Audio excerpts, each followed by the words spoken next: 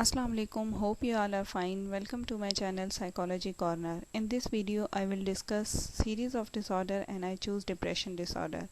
Firstly I will discuss intro and common symptoms. After that in further videos I will discuss types and subtypes of depression disorder.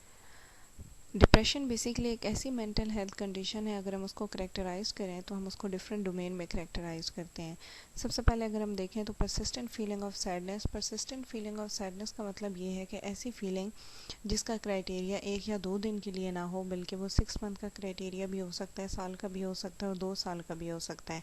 अगर हम DSM-5 के criteria से हट के और common symptoms की अगर हम बात करें तो ऐसा नहीं है कि अगर आपकी कोई ऐसी सिचुएशन आती है और अगर आपको सैडनेस फील हो रही है तो अगर आपकी सिचुएशन चली जाए तो आपकी सैडनेस भी चली जाए, बल्कि ये सैडनेस आपकी ज़्यादा ड्यूरेशन के लिए रहती है, जिसमें क्राइटेरिया आपका 6 मंथ का भी हो सकता है और उसके बाद 2 ईयर्स या ईयर का भी हो सकता है। उसके बाद आती है hopelessness. Hopelessness in a sense कि आपको फ्यूचर से रिलेटेड कोई भी होप नज़र नहीं आ रही होती है। आप कोई भी काम कर रहे होते हैं तो उसमें आपको कोई होप या कोई ऐसी ऑप्टिमिस्टिक थॉट्स नहीं होती हैं और मोस्टली आपकी सैडनेस की फीलिंग ही होती है। उसके बाद आता है कि लॉस ऑफ इंटरेस्ट और player in daily activities. Loss of interest, आपका जो भी काम आप डेली रूटीन में कर रहे हैं या डेली टास्क आप परफॉर्म कर रहे हैं उसमें आपका इंटरेस्ट नहीं होता। अगर आप वो काम कर भी लेते हैं डेली एक्टिविटी से रिलेटेड तो आपको उसमें कोई ज़्यादा खुशी मिलती नहीं है। उसके अलावा क्या होता है कि ये इफ़ेक्ट करता है बेसिकली डिप्रेशन की, किस तरीके से आप सोच रहे हैं, किस तरीके से आप फील कर रहे हैं। कि ऑब्वियसली आपकी जो एक थिंकिंग पैटर्न होता है या आपका फील करने का जो एक पैटर्न होता है वो ऑब्वियसली डिस्टर्ब हो जाता है। जैसे आप डिप्रेशन से पहले फील कर रहे होते हैं वैसे आप बाद में फील नहीं कर रहे होते हैं, क्योंकि मोस्टली आप सैड ही रहते हैं अपनी डेली रूटीन में। उसके अलावा क्या होता है कि आप जितनी भी डेली एक्टिविटीज़ हैं उनको प्रॉपरली परफॉर्म नहीं कर पा रहे होते हैं। वही बात कि या तो आपको इंटरेस्ट नहीं होता है या अगर आप वो काम परफॉर्म कर भी रहे होते हैं तो आपको कुछ ज़्यादा खुशी उन चीज़ों में नहीं मिल रही होती है। इसके साथ साथ क्या होता है कि जो आपका स्लीपिंग पैटर्न होता है वो भी डिस्टर्ब हो रहा होता है। यानी एक इंडिविजुअल को अगर रिक्वायर है 8 से 10 घंटे की नींद, तो वो क्या कर रहा होता है कि उसको 2 या मैक्सिमम 2 घंटे की, 1 घंटे की या इससे भी कम टाइम पीरियड की उसको स्लीप पैटर्न होता है, यानी कि वो इंसोम्निया का शिकार हो जाता है। उसके अलावा उसकी ईटिंग हैबिट्स जो होती हैं वो भी डिस्टर्ब हो जाती हैं। वो जितनी एक इंडिविजुअल के रिक्वायर है खाना या उसके लिए न्यूट्रिशन रिक्वायर है उससे कम वो खाना खा रहा होता है, और जिसकी वजह से क्या होता है कि एक सिग्निफिकेंट चेंज आ रहा होता है इसका। बहुत जल्दी जो है वो वेट लॉस होना शुरू हो जाता है। इसके साथ साथ इसकी वर्किंग के ऊपर भी इफ़ेक्ट करता है कि वही कि आपकी एक्टिविटी प्रॉपरली उस तरह से परफॉर्म नहीं हो रही होती है जिस तरह से डिप्रेशन से पहले परफॉर्म हो रही होती हैं। इसके बाद जो कॉमन सिम्टम्स आती हैं वो आती है फटीग और लॉस ऑफ एनर्जी। फटीग और लॉस ऑफ एनर्जी आपकी रिलेट करती है आपकी स्लीप पैटर्न से और आपके फूड से, कि अगर आप प्रॉपरली जितनी रिक्वायरमेंट है बॉडी को आप उस हिसाब से नींद भी नहीं ले रहे हैं और आप उस हिसाब से फूड भी नहीं ले रहे हैं, तो ऑटोमेटिकली आपकी एनर्जी कम होना शुरू हो जाएगी, और जब आपकी एनर्जी कम होना शुरू हो जाएगी तो आप थोड़े थोड़े काम के बाद भी थकना शुरू हो जाएंगे। उसके बाद आता है फीलिंग ऑफ वर्थलेसनेस और एक्सेसिव गिल्ट। जब फीलिंग ऑफ वर्थलेसनेस तब आती है जब आपको फ्यूचर से रिलेटेड, अपनी डेली काम से रिलेटेड कोई होप नज़र नहीं आ रही होती, तो आपको अपना आप बहुत ज़्यादा लो फील होना शुरू हो जाता है और आपके अंदर ये टेंडेंसीज आना शुरू हो जाती हैं कि आप शायद बाकियों की तरह उस तरह से अच्छा परफॉर्म नहीं कर पा रहे या नहीं कर सकते, या आपके अंदर इतनी कैपेबिलिटी नहीं है। जो ये सारी चीज़ें होती हैं वर्थलेसनेस की, फिर वो लीड करती हैं आपके एक्सेसिव गिल्ट के अंदर, कि आप अपने आप को ही गलत कहना शुरू कर देते हैं कि आपके अंदर शायद इतनी टेंडेंसीज नहीं है या शायद आप बाकियों के हिसाब से इतने कैपेबल नहीं हैं। उसके बाद आता है डिफ़िकल्टी कंसंट्रेटिंग और मेकिंग डिसीजन, कि जब आपके अंदर इतनी सारी होपलेसनेस की फीलिंग आती है, आप इतने ऑप्टिमिस्टिक नहीं होते और आप गिल्ट की फीलिंग आपके अंदर आना शुरू हो जाती है, तो आप ज़्यादा टाइम और आपके पास इतनी एनर्जी भी नहीं होती, तो आप किसी भी टास्क के ऊपर ज़्यादा टाइम के लिए कंसंट्रेट नहीं कर पा रहे होते हैं। आप थोड़े थोड़े टाइम के बाद आपकी कंसंट्रेशन ख़राब हो रही होती है।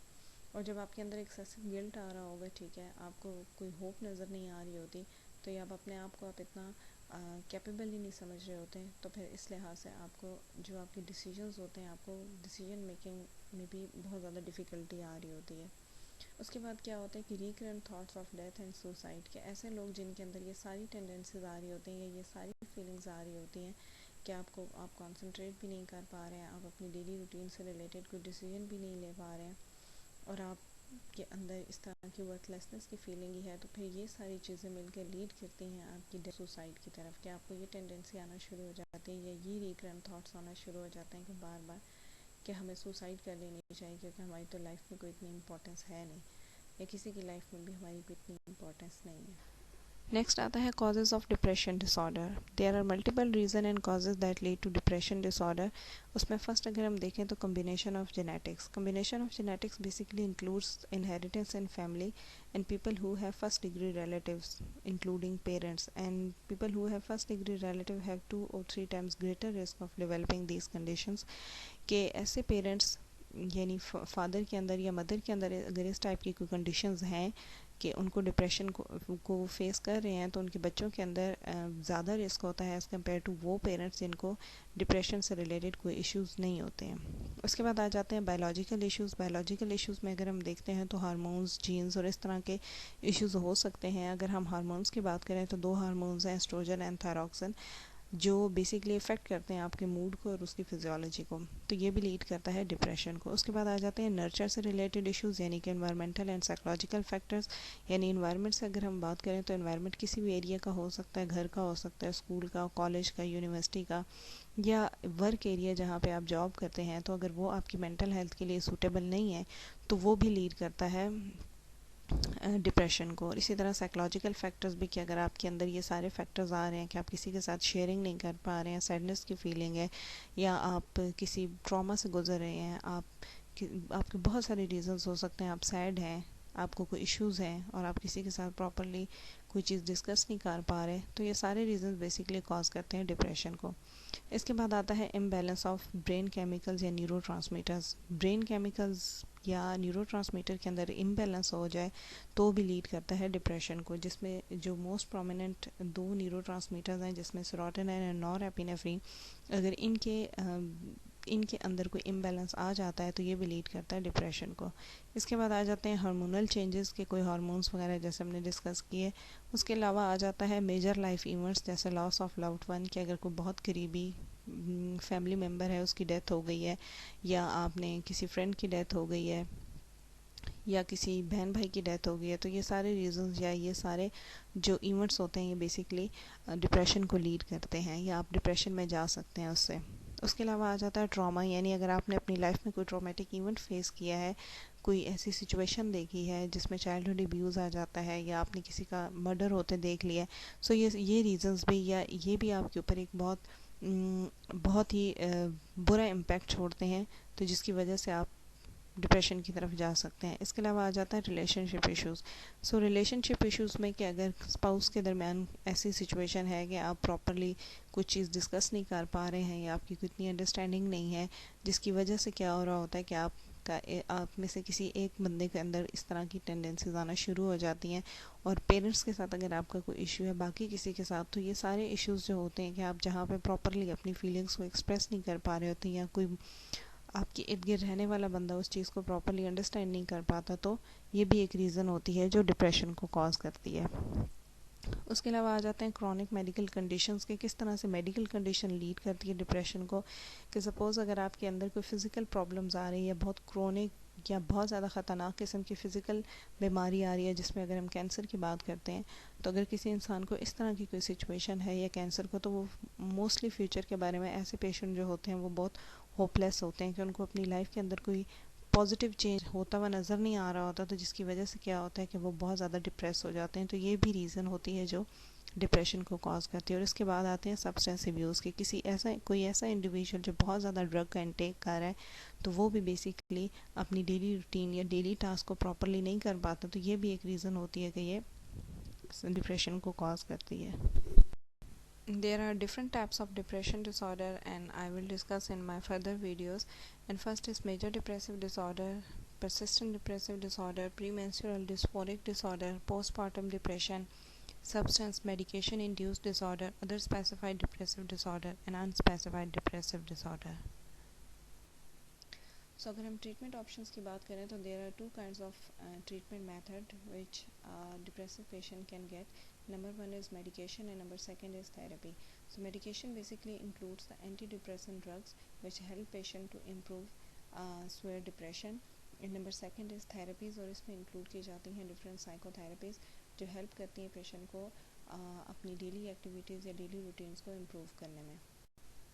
सो एंटी डिप्रेसेंट में basically selective serotonin reuptake inhibitors आ जाते हैं and serotonin norepinephrine reuptake inhibitors आ जाते हैं and the main aim of treatment with antidepressant is to relieve the symptoms of severe depression such as feeling very down and exhaustive and prevent them from coming back. And basically इनकी वजह से क्या होता है कि जो एक depressive patient होता है वो इमोशनली स्टेबल हो जाता है और अपनी डेली रूटीन्स में उस तरह से अपने टास्क परफॉर्म करना शुरू कर देता है। सो थेरेपीज़ की बात करें तो थेरेपीज़ के अंदर टॉक थेरेपी यानी कि CBT इंटरपर्सनल थेरेपीज़ आ जाती हैं जो बेसिकली हेल्प करती हैं एक इंडिविजुअल को कि वो अपनी नेगेटिव थॉट्स को मॉडिफाई करे पॉजिटिव वन में, या रिकंस्ट्रक्ट करे अपनी नेगेटिव थॉट्स को, ताकि वो अपनी डेली रूटीन या डेली लाइफ की एक्टिविटीज़ उसी तरह परफॉर्म कर सके जैसे कि एक नॉर्मल इंडिविजुअल अपनी एक पॉजिटिव माइंडसेट के साथ करता है। इसके साथ साथ लाइफस्टाइल चेंज करने की बहुत ज़रूरत है, जिसमें रेगुलर एक्सरसाइज, हेल्दी डाइट या सफिशेंट स्लीप बहुत ज़रूरी है, क्योंकि जो डिप्रेसिव के पेशेंट होते हैं उसके अंदर लॉस ऑफ एनर्जी या उनका वेट लॉस या उनकी इनसफिशेंट स्लीप के सिम्टम्स बहुत ज़्यादा देखे जाते हैं। तो इसमें लाइफस्टाइल चेंज करने की बहुत ज़रूरत होती है, जिसमें थेरेपिस्ट स्टेप बाय स्टेप उनको डिफरेंट प्रोसीजर के थ्रू उनकी ये रूटीन्स बेहतर करता है। उसके बाद स्पोर्ट्स ग्रुप बहुत इंपॉर्टेंट है, अगर वो इसको ज्वाइन करते हैं तो उनके ऊपर भी इनका एक बहुत पॉजिटिव इम्पैक्ट आता है। उसके बाद आता है ECT यानी कि इलेक्ट्रोकन्वल्सिव थेरेपी। ये थोड़ी सी स्वेयर या डिफरेंट किस्म की थोड़ी सी थेरेपी होती है। ये स्पेशली तब अप्लाई की जाती है डिप्रेसिव के पेशेंट्स पे जब आपके ऊपर कोई दूसरा ट्रीटमेंट यानी कि आपको एंटी डिप्रेसेंट या आपके ऊपर कोई थेरेपी इम्पेक्ट नहीं कर पा रही होती, तो उस टाइम पे ये इलेक्ट्रोकन्वल्सिव थेरेपी दी जाती है, जिसमें जो है वो शॉक लगाए जाते हैं ताकि आप अपने आप को थोड़ा डिप्रेशन से रिलीफ दे सकें। उसके अलावा सेल्फ केयर की जितनी भी स्ट्रेटजीज़ होती हैं कि किस तरीके से डेली रूटीन को परफॉर्म करना है, या टास्क से रिलेटेड है या हेल्दी इन्वायरमेंट से रिलेटेड है, अपने आप को किस तरीके से हेल्दी इन्वायरमेंट के अंदर आपने एडजस्ट करना है। सो ये सारी चीज़ें भी एक थेरेपिस्ट जो होता है, एक जो डिप्रेसिव इंडिविजुअल होता है उसको सिखा रहा होता है। इसके अलावा इंगेज इन एक्टिविटीज़ जो इंजॉय के मोस्टली सजेस्ट किया जाता है डिप्रेसिव पेशेंट को कि अपने आप को ऐसी एक्टिविटीज़ में इन्वॉल्व करें या इंगेज करें जिनसे उनको खुशी मिलती हो, क्योंकि डिप्रेसिव पेशेंट मोस्टली ऐसी कोई एक्टिविटी परफॉर्म नहीं करते। अगर वो कर भी रहे हो अपनी डेली रूटीन में तो उनको कोई प्लेयर मिल नहीं रहा होता। तो इसलिए इनको ये सजेस्ट किया जाता है कि जिन चीज़ों से इनको खुशी मिलती है मोस्टली अपने आप को उन्हीं चीज़ों में इंगेज करें। उसके अलावा सीख सोशल सपोर्ट के किसी भी ऐसे इंडिविजुअल को जो मोस्टली इस सिचुएशन से गुजर रहा हो, उसको सोशल सपोर्ट की बहुत ज़रूरत होती है। तो कोई भी अपनी लाइफ में ऐसा इंडिविजुअल ज़रूर रखें जिसके साथ आप अपनी प्रॉब्लम्स को शेयर कर सकें और अपना स्ट्रेस जिससे आपके स्ट्रेस को जो है वो रिलीफ मिले, जिसमें आपका कोई फैमिली मेम्बर भी हो सकता है, कोई फ्रेंड भी हो सकता है और आपके सिबलिंग्स भी हो सकते हैं। सो सोशल सपोर्ट बहुत ज़रूरी है इस चीज़ से निकलने के लिए। उसके अलावा प्रैक्टिस करनी चाहिए स्ट्रेस मैनेजमेंट की टेक्निक, जिसमें डीप ब्रीथिंग आ सकती है, मेडिटेशन आ सकती है। अगर आप अकेले में हैं और आपके पास कोई ऐसा नहीं है और आपको स्ट्रेस आना शुरू हो गया है तो आप डीप ब्रीदिंग करें, मेडिटेशन करें, जो आपको बहुत हेल्प आउट करेगी इस कंडीशन से निकलने में। उसके बाद क्या है कि रेगुलर एक्सरसाइजेस करें। उसके अलावा रिलैक्सेशन बहुत ज़्यादा ज़रूरी है, और वो तभी हो सकती है जब आप अपनी स्लीप को प्रॉपरली मैनेज कर सकें कि जितनी एक बॉडी को रिक्वायर है स्लीप की उतनी ही वो इंडिविजुअल वो स्लीप ले रहा है। और जितनी भी अल्कोहल या ड्रग बेसिकली ये भी लीड करती है डिप्रेशन को, तो अगर वो इस टाइप की कोई चीज़ें ले रहा है तो वो अवॉइड करे कोई भी अल्कोहल लेना या ड्रग लेना, वरना वो सेम दोबारा इसी कंडीशन में वापस आ सकता है। Thank you so much for watching my videos and watch remaining videos related to depressive disorder. Do subscribe my channel and share my videos.